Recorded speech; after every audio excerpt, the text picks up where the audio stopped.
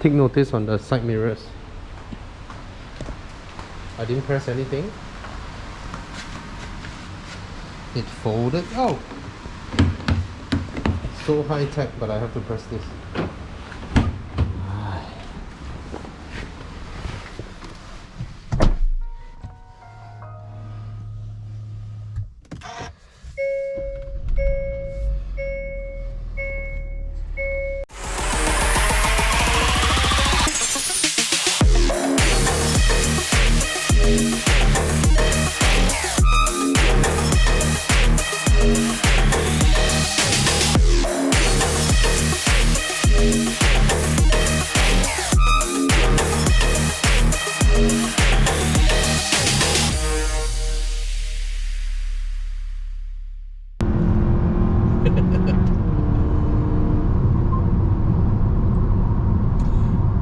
Okay, once the car is up to revs, it's a responsive engine. It's just, I believe that is the artificial fuel saving software that they built in all new cars now.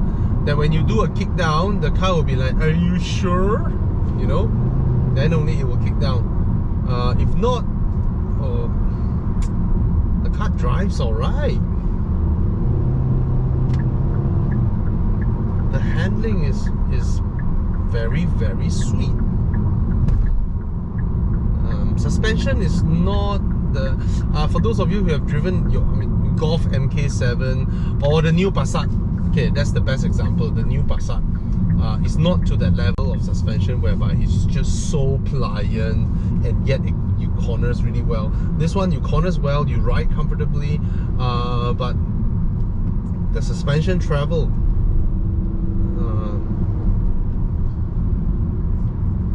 Still a bit limited in terms of suspension travel. You just feel like, oh, okay, that's a little bit harsh. Okay, I need to make my way.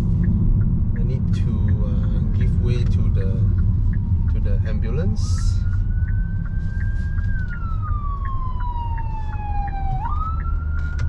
Okay, he's not coming my way.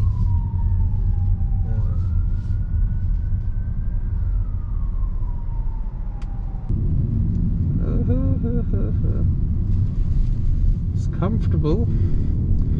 Okay, I can conclude this already. Suspension wise is not Passat level in terms of comfort. It is. I haven't had the chance to throw it around Genting, but in terms of rebound and all that, close to the Mazda 6 and Camry, but those two are slightly more comfortable, ever so slightly, and the Camry is slightly more comfortable than the Mazda 6.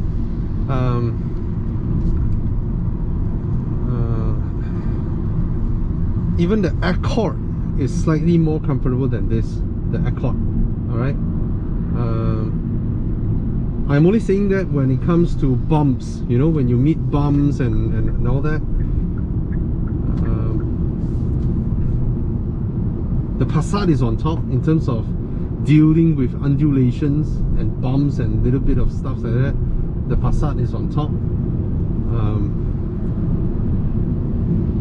But cruising like this, if the road is not bad, is wonderful. It's wonderful. I don't mean, okay, everything that I'm saying here is probably the differences between a score of 91 versus 93 versus 94 versus 95. You know, it's at a very close margin. All of them are in the comfortable category. Yeah.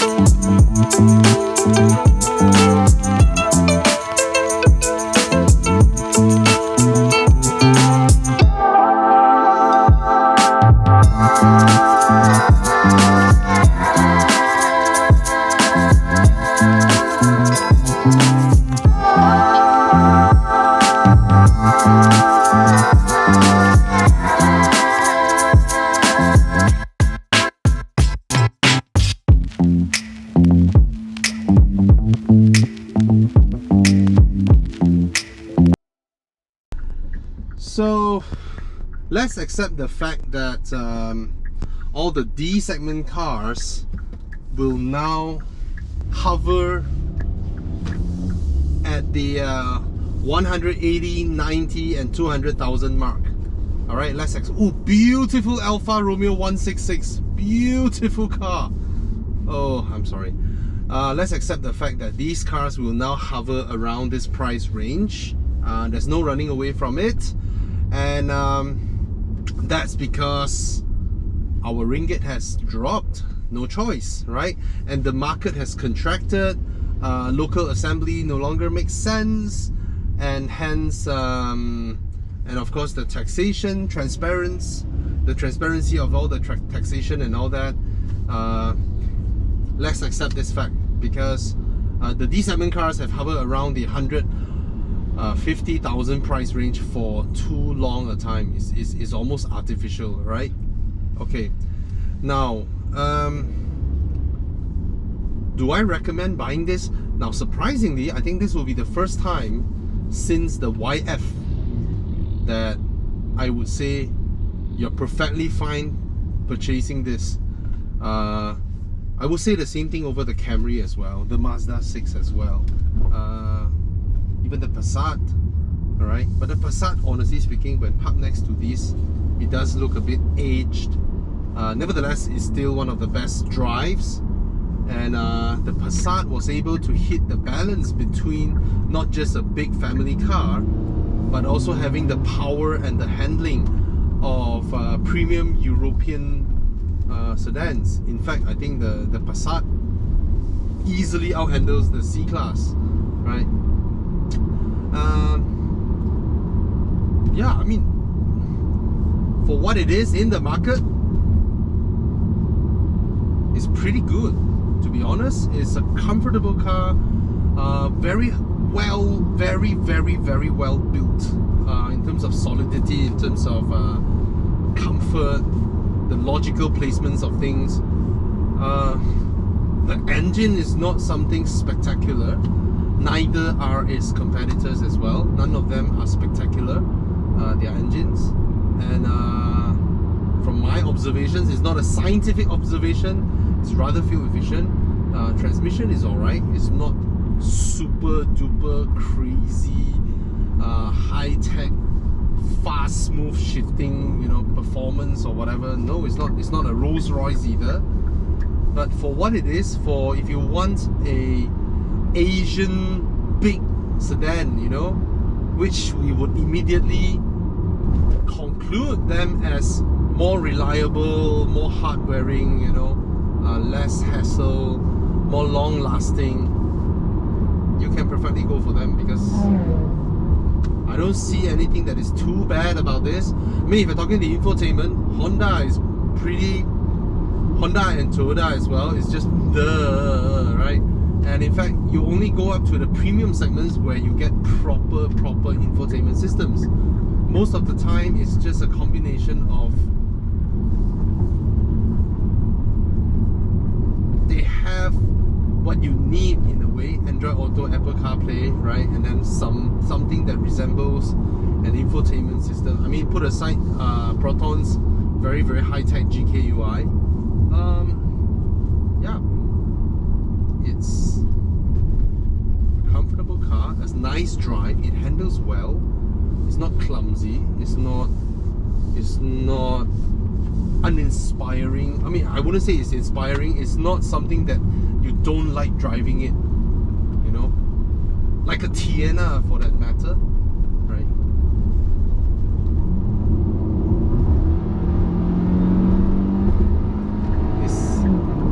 This is definitely direct injection, right? And it pulls if you want it to.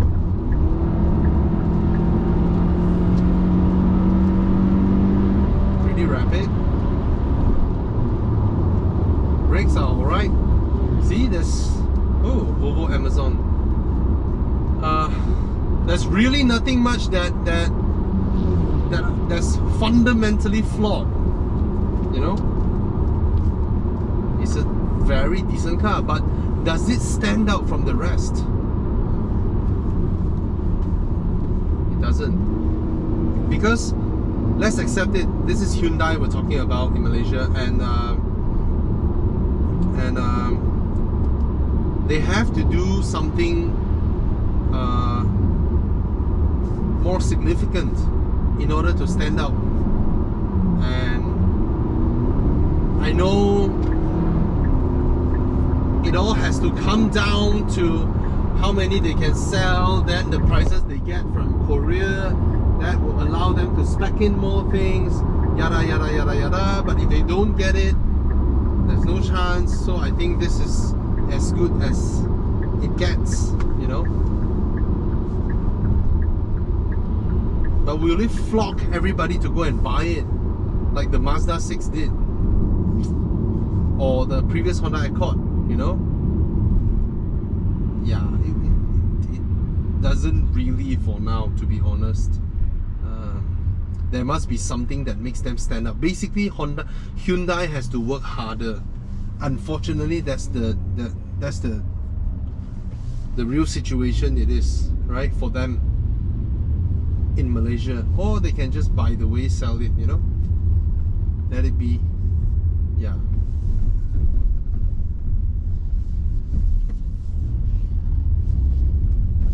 One example of making a car that strikes people when you come out and everybody goes like, wow, and their heart goes pounding and they want to buy it. Remember the Kia Optima K5, the previous one, when it first came out? That is what got people's hearts set, you know? The Sonata YF, when it came out, yes, those kind of designs, those kind of really, you really struck something there, then you will get people wanting to pound on you and go get yourself one. Needs a punchline. It needs a punchline to get people to wow. Yeah. Okay, cheers.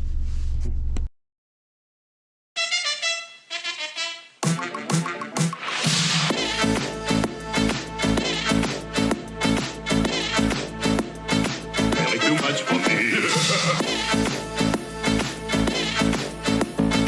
What'll I do? What'll I do?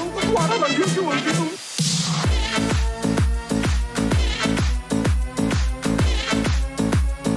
Elephant on parade.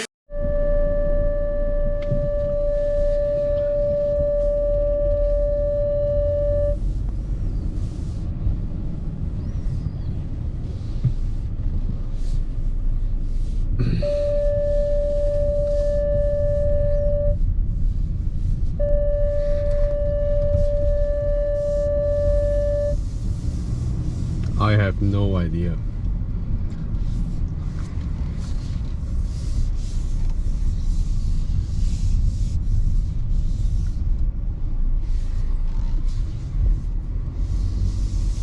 And miraculously it's gone.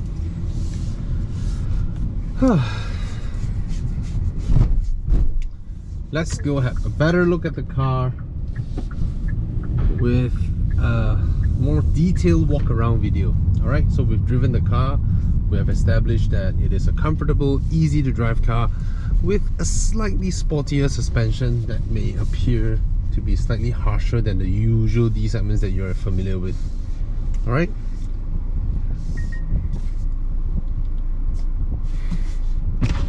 Tak nampak? Oh, okay. Thank you. Yeah, you can't see me. Somehow the tinting seems to obscure my face. Nevertheless,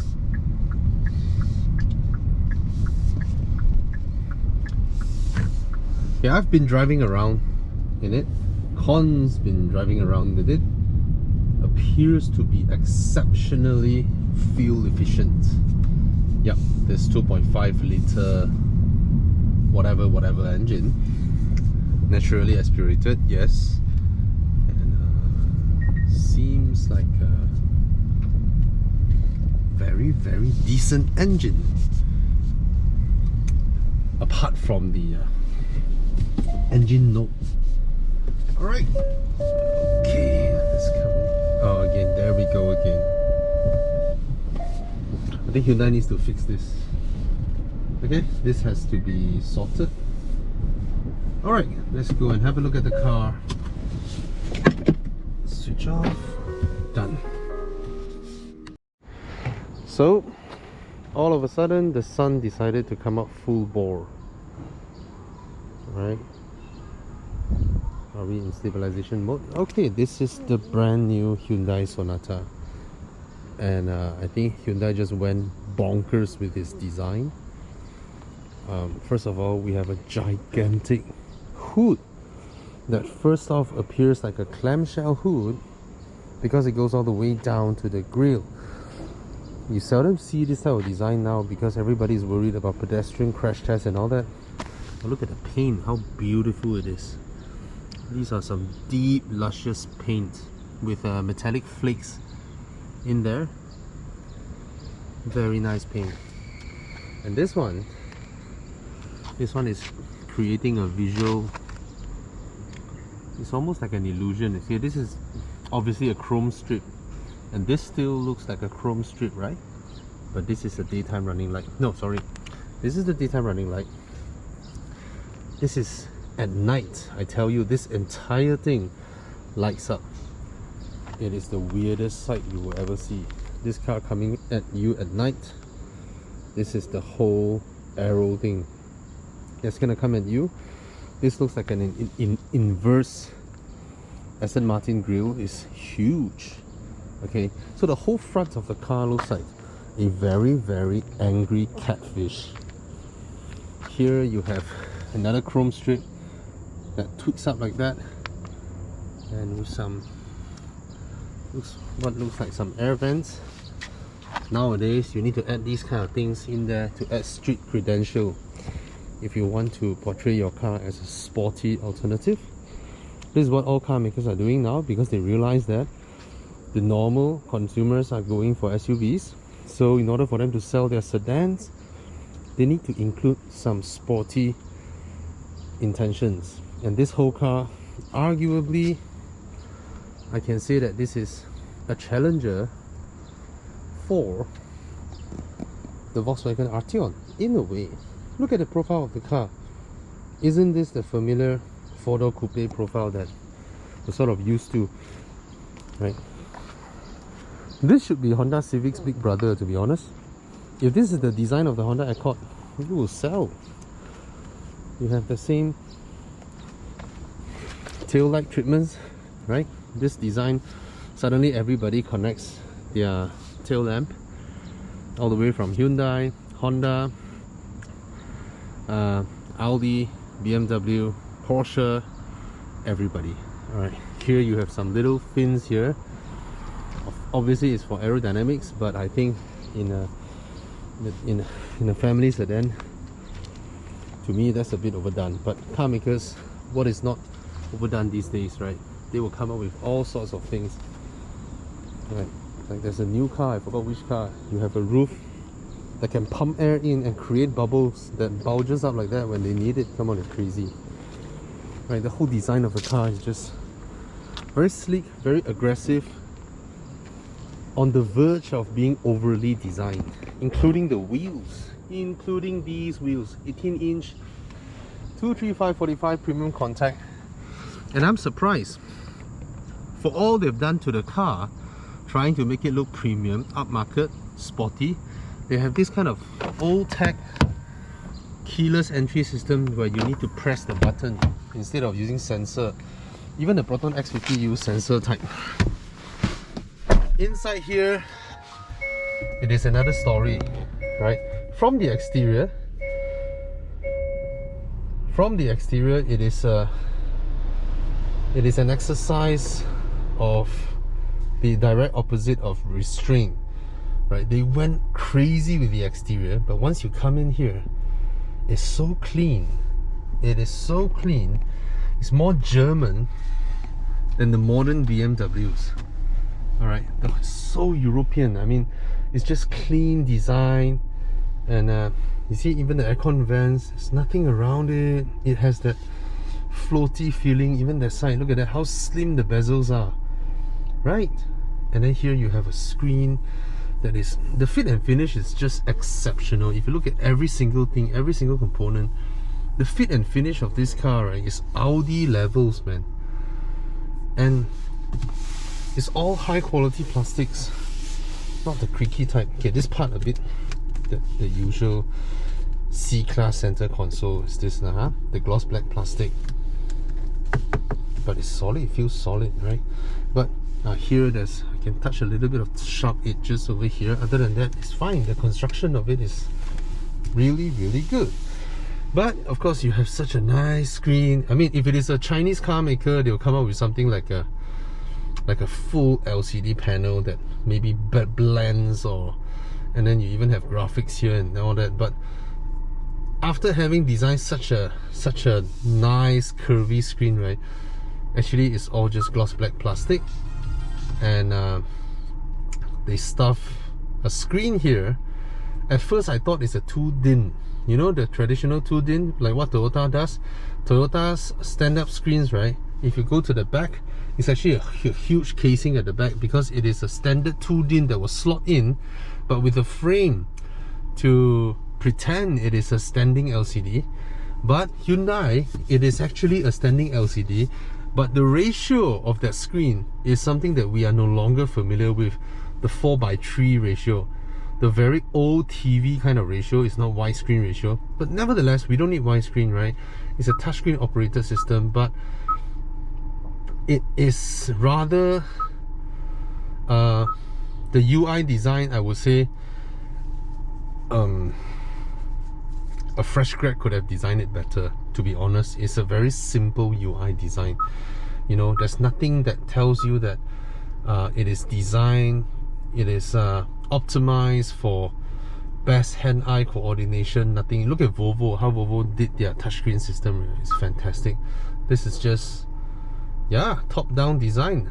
Top left menu is very computer mouse clicky type of user interface. All right, but the refresh rates are good, the response is fantastic. It's okay. It's okay in terms of response, but other than that, all this is just, yeah. Anyway, this one is very high resolution and very, very nice. Pressing the drive mode, see, look at that. This is a button, this is a button, this is a button. This button has a LED, has a light there to indicate whether it's on or off, right? This one doesn't. The indicator is over here, bottom. And this one, same material as this. I was pressing it, then it's not. It's this whole thing, which I thought is some garnishing. It's like some design garnishing that bulges up. It's actually the toggle for drive mode. So yeah, a bit of here and there, right? But the same thing can be seen here. You can toggle them, right? Which is alright, okay, then these are slightly narrowed patterns, you see that? And there's the little screen inside the knob, which is a good touch, but it's not Audi level, huh? On this part, see that? You look at the TT, it's not like that. But, and then this button, you can press them. See that? There's 3 levels of auto, which is nice, because sometimes when we want the volume of air to be consistent. Alright, then you can press this to sync with both sides. Very straightforward, very easy to understand. Alright, this part here is actually, sorry, let me lower the air volume. Because of the small vents, right, it creates a louder noise. Okay, this part here is actually hard plastics, but it's the high quality type, right?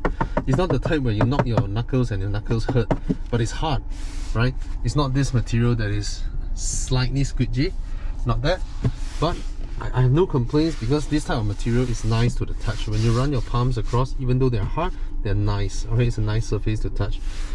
Some materials is just plastic, but with some patterns there. It's not a 3D pattern whereby you can touch the textures. No, there's no texture there, but it's alright. Here we have the Qi charger, 12-volt socket, USB, charging USB, data USB, I presume. Or this is fast charger, I have no idea. But this is a fast wireless charger. Very nice. Okay. As for the steering wheel, the buttons are big, you know, it's easy to press, nothing much. The toggle buttons are there. And this surprised me. Look at that, look at this one. The stalks, the knurled patterns, beautiful. I noticed one thing in car makers, if you want to use gloss black plastic, right, it is a fantastic material to create knurled patterns on gloss black plastics. Why?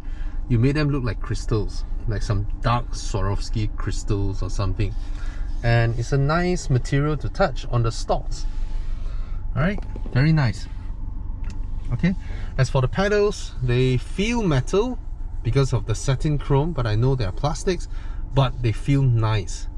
They feel nice to touch. Alright, it's a nice size and it follows the steering wheel, which I said for passenger cars, the pedals should follow the steering wheel instead of being on the column. Okay, over here we have, peculiarly we have the parking brake here instead of here. I would have expected the parking brake to be here because this is like the highlight of the car, and you'll be using it daily. And if the car maker hides the parking, the electric parking brake here, if it is hidden here, it should be some form of automatic engagement, but it's not. You have to engage it yourself, right? If you hide it here, that means when I switch off the car, you will automatically engage that, right? Then I'm fine, but it's not. All right, the boot release is here. It's not a powered boot, but it's a swan neck counterweight boot. So the moment you release it, the whole thing will just bounce up. Oh, there's a guy. I really need to learn how to ride that. Damn cool, man. Anyway, this part is exceptional when it comes to the quality. This part is very nice to touch. Soft touch material that feels like leather, but I'm not sure if it's real leather. Nevertheless, it feels damn nice to touch. And I think it's some PU material. Never mind, it's nice to touch. And they bothered to paint this plastic to match this. That's a very, very good detailing in terms of giving it a very unified look. And I think this color just matches the little chrome bits. I know that the window switches and all that, they don't feel straight up, you know, Audi or Mercedes-Benz button finishing quality, but they are like 95% close. Very nice design, layout, and the choice of material. And here, as though there's no handle, but actually it's hidden behind this whole thing is a handle. Look at that. Build is alright. Again, these are not some super squidgy kind of material, but overall the touch sensation is fantastic. It's a nice high quality plastic material. This part here, I'm not so sure. Out of nowhere, you have this standalone thing where the design doesn't gel with anything else, and it's just there by itself.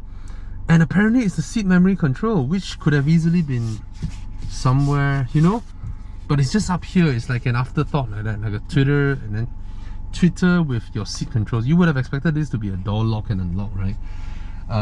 And of course, I always prefer door locks and unlock to be over here. You have some extra space, right? Put the door lock and unlock over here or somewhere, you know, not this side, because the oh, interesting. This is interesting. Look what they have over here. Okay, that's a nice one.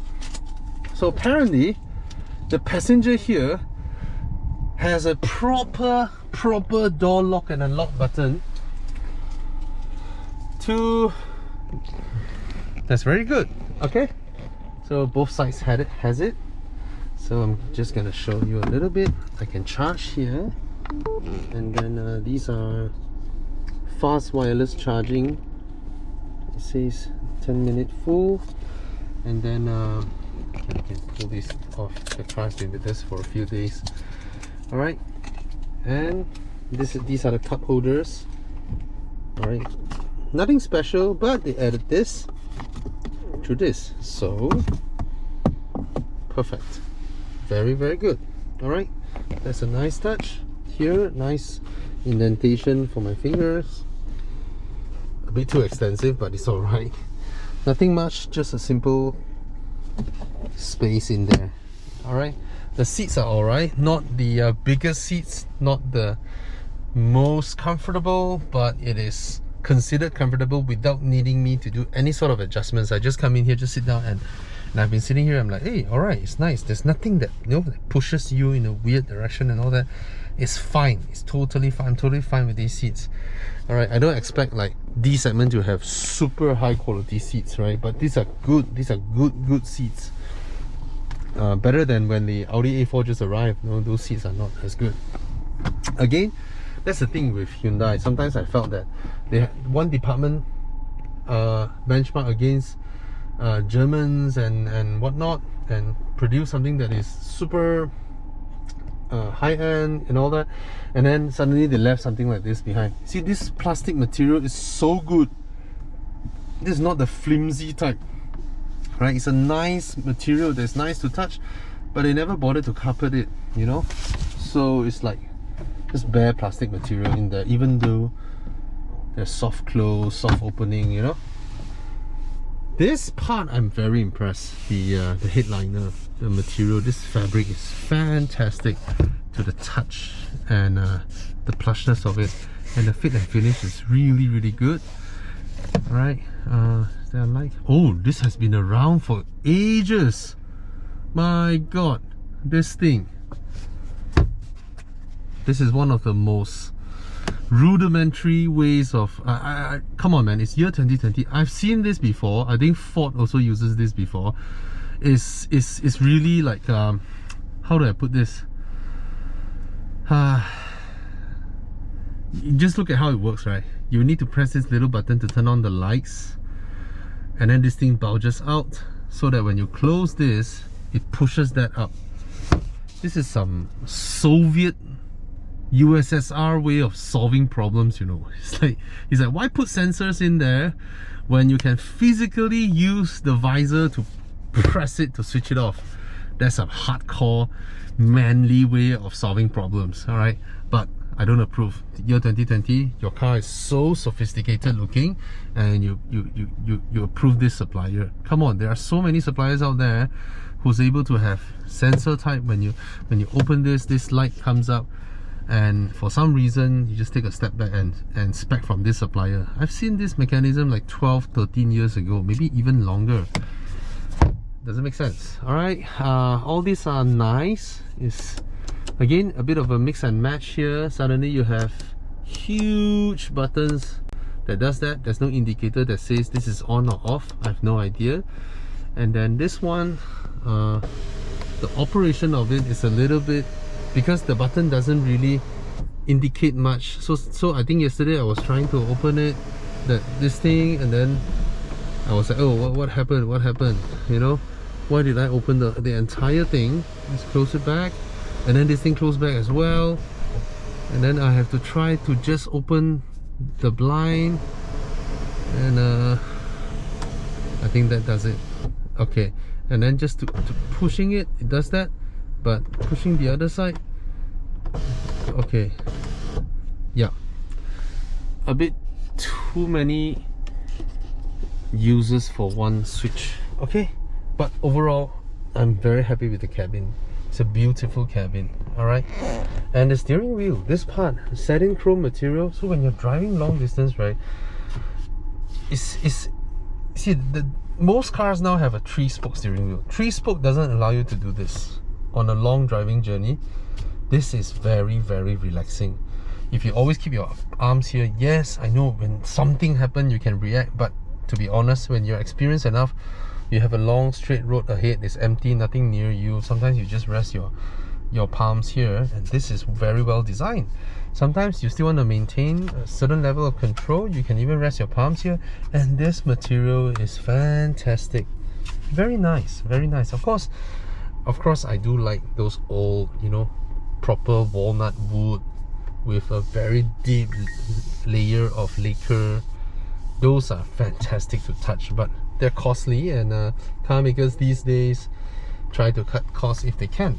Okay, not a frameless rearview mirror. Maybe it's a specification trying to rationalize the pricing.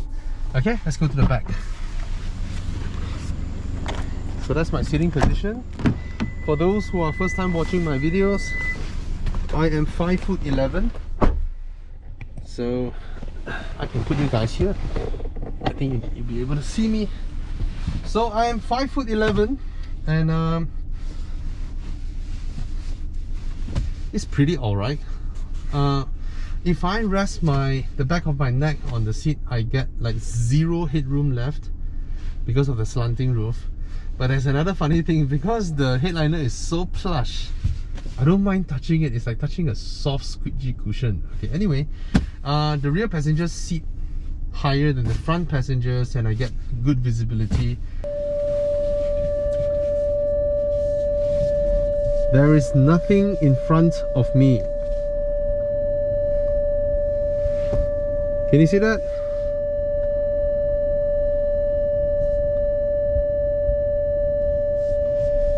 What is going on?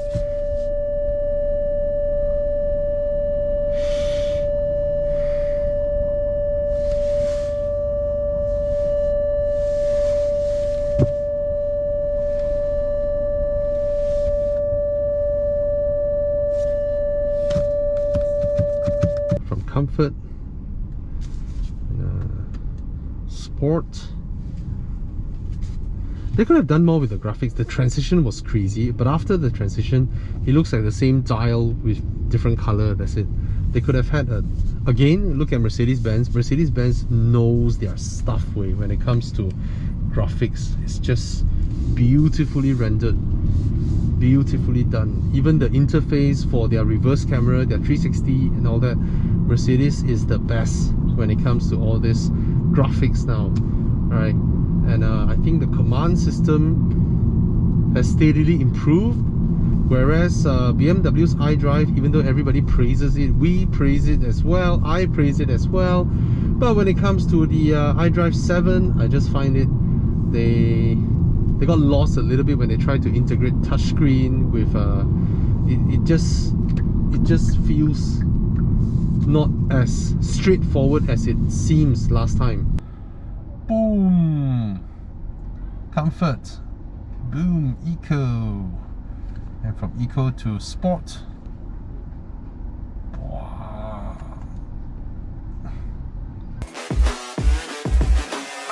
Thank God that the brothers on the rise now.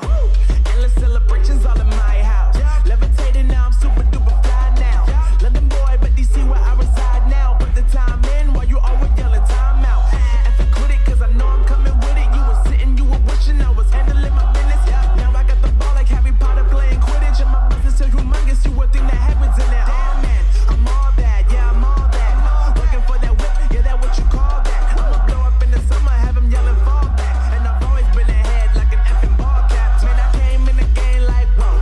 Got a couple chains on me cause I like gold. They told me I'm the best and I told them I know. Cause when I'm in your town, every ticket I sold.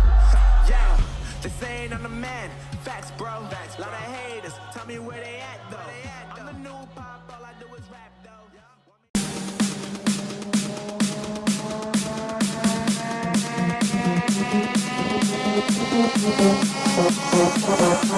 though.